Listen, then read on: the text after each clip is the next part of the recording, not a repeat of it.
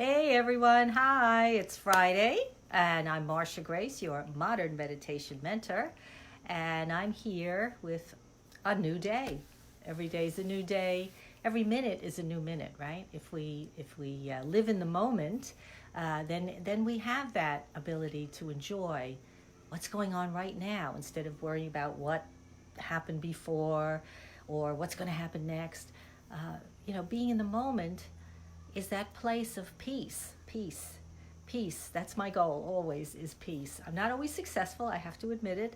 I have my work to do just like everybody else, but I work consciously on it. And we all have people in our families, I'm sure, or our friends or people we work with, who offer us the greatest opportunity at discovering the peace that we have within us, despite what we may be perceiving around us. So, um, yeah, so that's part of the work to do, right? So today, because it's a new day, we have a new topic. And I had decided that in this series that I'm doing now, I would be working from my book, Calm, Creative, Joyful, and looking at some of the lessons in there. Cause this is an inspirational daily reader, so it's something you can just pick up and look at one thing a day. It just takes a couple of minutes to read, and then perhaps hopefully some time to reflect on, because I truly believe that when we expand our consciousness and we open our mind to some new thoughts, it does an amazing thing for us. It broadens our horizons. It brings us in contact with the people around us in a much more intimate and meaningful way. So I highly recommend it. Because I have gotten so much out of studying and practicing A Course in Miracles, which is where this comes from. So the lesson for today was lesson 67, and it is: love created me like itself. Love created me like itself. Now that may make no sense at first. If you haven't read this material before, you may not understand what that means. So let me just explain a little bit about what that wording is. So love refers to the source, whatever you want to call it: God, life with a capital L, consciousness. It doesn't matter what you call it. What matters is that you recognize that you are part of something greater than yourself.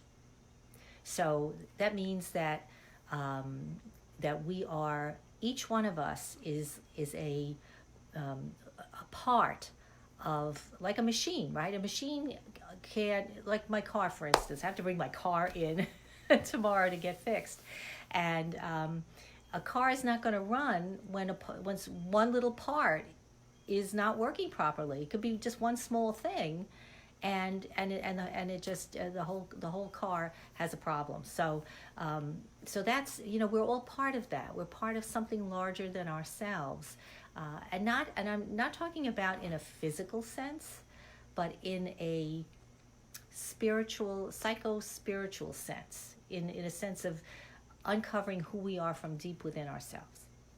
So that greater consciousness can take us to a place where we understand that love is what we are. Love is what created us. Love is what brings together, right? When you love something or someone, you want to be with that person or that in that experience, because it's enjoyable, it's pleasurable, it makes you smile, it makes you feel all bubbly and tingly and whatever, right? So love, as equating itself with our source, the source that we've come from, and we could talk about that endlessly, where how did we get here and all that kind of stuff. Save that for another day. But in just in simple terms, when we talk about love as the source, it's a whole different perspective, at least in my mind, because a lot of people get the impression and have moved away from talking about God, let's say, because of biblical things or that they've gotten in their childhood study of religion. That God is vengeful, and God is watching you, and God is counting your errors, and if you get too many, you know where you're going when you leave your body, and stuff like that. So people kind of tend to move away from that, and I left that idea a long time ago, because when you accept the concept of God as not as a person, not as a being, but as the energy of the universe, let's say, the allness, that everything is part of, okay, then that's a whole different concept of God. That gives love a new perspective, because if you're part of love, which is part of what everything is part of, then you are in a creative place. You're in a space of total creativity and openness to whatever is happening in the moment. So when we say love created you like itself, that's the kind of concept that works for me.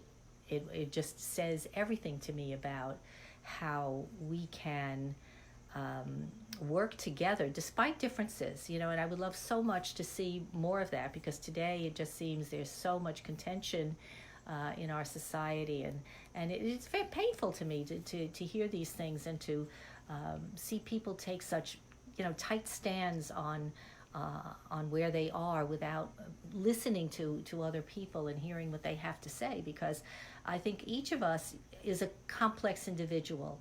I don't think any one person is just one way. We have different feelings about different things. Even if you say I'm a Democrat or I'm a Republican, what does that really mean? I mean, there are conservative Republicans, there are liberal Republicans. Well, I don't know if there are liberal Republicans, but you know what I mean. And the same thing, with Democrats. So not all Democrats are going to agree on everything. Not all Republicans are going to agree on everything. And that's where the opening comes for us to move together to a place where we can say, all right, let me listen to you. Let me hear what you have to say. I really want to understand where you're coming from. And with the understanding that where that person is coming from is not to hurt you, but to preserve their own sense of peace and beauty and harmony as they see it in the world, right? So if I understand that about another person, then I'm more likely to listen with an open mind, and perhaps be able to say, okay, I understand you, even if I can't completely agree. But maybe we can find somewhere that we can come together and work together. And maybe we can just leave certain things aside. I have people that I'm very friendly with and adore, but we don't agree on certain things, and we just leave it aside. We don't talk about that, because we know we're just never going to have the same opinion about it, and there's just no point in talking about it. So, but we can love each other in so many other ways. So, I think that's everything I need to say about love creating us like itself, because again, if God is love, and that's how I certainly perceive the Creator, the Source, the allness that is with a capital I, then it must be love. It must be love, because love creates. This is just one more thought I wanted to bring up. Love creates. Love expands.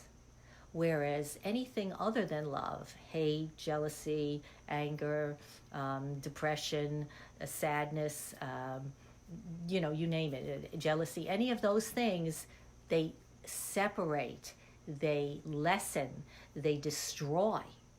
So love could not be any of those things, because it would destroy, and eventually things would just disappear. But love, because it brings together and joins, expands.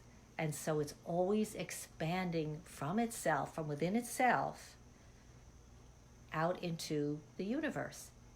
And that's what we can be, beings of love, because our source is love. So we are beings of love, and we take that love and we extend it out to everything and everyone we meet as best we can.